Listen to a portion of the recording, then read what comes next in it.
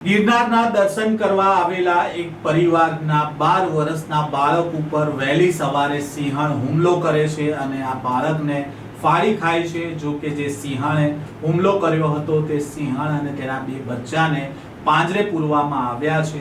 શું છે આ સમગ્ર મામલો, વિગતે વાત કરીશું આ વિડીયોમાં। વૈષ્ણવજન તો તેને કહીએ જે પીડ પરાઈ જાનાને રે। નમસ્કાર, નવજીવન ન્યૂઝમાં આપનું સ્વાગત છે। હું છું જયંત।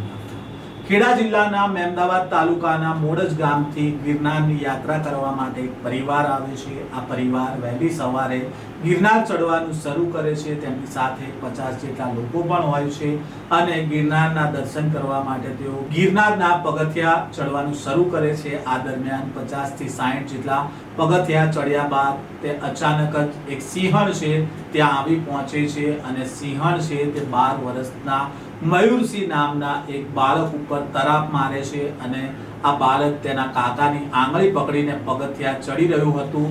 તેને તરાપ મારીને જંગલમાં સિંહણ લઈને ભાગે છે। ત્યાં અફરાતફરીનો માહોલ પણ સર્જાય છે। આ સમગ્ર બાબતને લઈને વન વિભાગ અને પોલીસને પણ જાણ કરવામાં આવે છે અને પોલીસ અને વન વિભાગની ટીમ પણ દોડતી થાય છે। જો કે વન વિભાગની ટીમને જંગલમાંથી બાળકના કેટલાક અવશેષો પણ મળી આવ્યા છે અને તેને લઈને હવે અલગ અલગ દિશામાં તપાસ પણ શરૂ કરવામાં આવી હતી। તેવામાં જે હુમલો કરનારી સિંહણ હતી તે સિંહણ પણ વન વિભાગને મળી આવી છે અને તેના બે બચ્ચા સહિત આ સિંહણને પાંજરે પૂરવામાં આવી છે અને આ હુમલો સિંહણે કેમ કર્યો હતો તે તમામ પાસાઓને લઈને અત્યારે વન વિભાગની ટીમ છે તે તપાસ કરી રહી છે।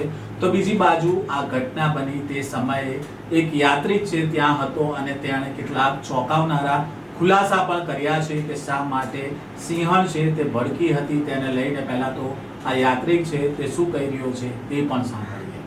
હું પાલનપુરથી આવું છું।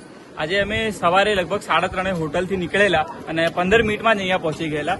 તો અહીંથી અમે ચેકિંગ કરાવ્યું પછી આગળ ગયા એટલે લોકોની બૂમો અમને સાંભળવા મળી। તો અમે થોડા પાછળ આવ્યા તો જોયું તો એક મોટો સિંહ બેઠો હતો અને લોકો એને ફ્લેશ મારીને લાઇટ મારીને એને હેરાન કરી રહ્યા હતા। તો મને લાગે છે કે આ કારણે જ સિંહ ગુસ્સામાં આવીને એક બાળકને ઉપાડી ગયો છે। તો લોકોને એ જ નમ્ર વિનંતી કરું છું કે જ્યારે પણ તમને સાવધ દેખાય, સિંહ દેખાય તો કોઈ પણ જાતની આપણે એને હેરાન ન કરવો જોઈએ કે ફ્લેશ મારીને એને આપણે હેરાન ન કરવો જોઈએ। તો મારી તો આ જ વિનંતી છે કે જેથી આવી ઘટનાઓ ન બને।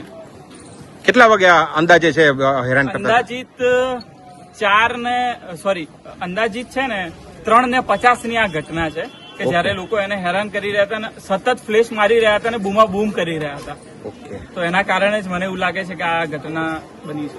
આ ઘટનાને લઈને અત્યારે ગિરનારમાં ખળભળાટ મચ્યો છે। તો બીજી બાજુ અન્ય એક યાત્રિકનું કહેવું છે કે ત્યાં જ્યારે બૂમાબૂમ થઈ હતી ત્યારે તેઓ ત્યાં પહોંચ્યા હતા અને કેટલાક લોકો છે તે સિંહને ટોર્ચ મારી રહ્યા હતા અને બૂમો મારી રહ્યા હતા। તેના કારણે સિંહણ ભડકી હોય તેવું લાગી રહ્યું છે તેવું આ જે નજરે જોનાર યુવક છે તેનું કહેવું છે। તો બીજી બાજુ જે પ્રવાસીઓ આવ્યા હતા તેમનું કહેવું એવું છે કે ત્યાં ગિરનારની જે સીડીઓ છે ત્યાં લાઇટોની વ્યવસ્થા નથી અને તેના જ કારણે ત્યાં સિંહણ આવી ગઈ તે તેમને ખબર ન પડી અને તેના જ કારણે આ 12 વર્ષના બાળક ઉપર સિંહણે હુમલો કરી દીધો હતો। તો બીજી બાજુ બનાવની ગંભીરતાને રાખીને પોલીસ દ્વારા હાલ જે ગિરનારની મુખ્ય સીડીઓ છે તે અત્યારે બંધ કરી દેવામાં આવી છે। શ્રદ્ધાળુઓ દ્વારા અવર જવર પણ ત્યાં બંધ કરી દેવામાં આવી છે અને વન વિભાગ દ્વારા અત્યારે અલગ અલગ દિશામાં તપાસ કરવામાં આવી રહી છે કે શા માટે સિંહણ દ્વારા આ હુમલો કરવામાં આવ્યો હતો। શું સિંહણની